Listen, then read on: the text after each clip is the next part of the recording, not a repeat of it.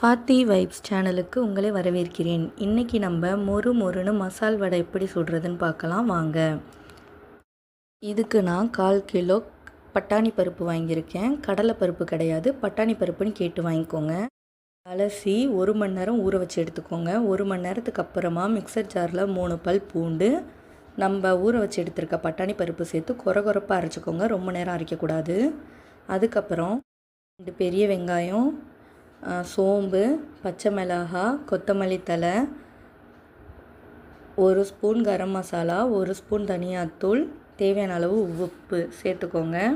இது எல்லாத்தையும் முதல்ல நல்லா பிசைஞ்சு வச்சுக்கோங்க. அதுக்கப்புறமா இந்த கலவையை நம்ம அரைச்சி வச்சுருக்க பட்டாணி பருப்பில் சேர்த்து அதையும் நல்லா பிசைஞ்சு எடுத்துக்கோங்க.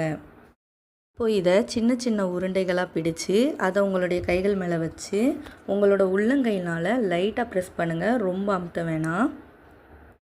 இப்போ இது ரெடி. இப்போ அடுப்பில் கடாய் வச்சு அதில் எண்ணெய் ஊற்றி எண்ணெய் நல்லா சூடானதுக்கப்புறமா அடுப்பை மீடியம் ஃப்ளேமில் வச்சுருங்க.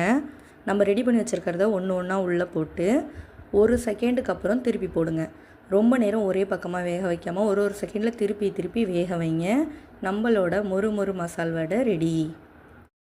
இந்த வீடியோ உங்களுக்கு பிடிச்சிருந்தா ஃபாத்தி வைப்ஸ் சேனலை லைக் பண்ணுங்கள், கமெண்ட் பண்ணுங்கள், சப்ஸ்கிரைப் பண்ணுங்கள்.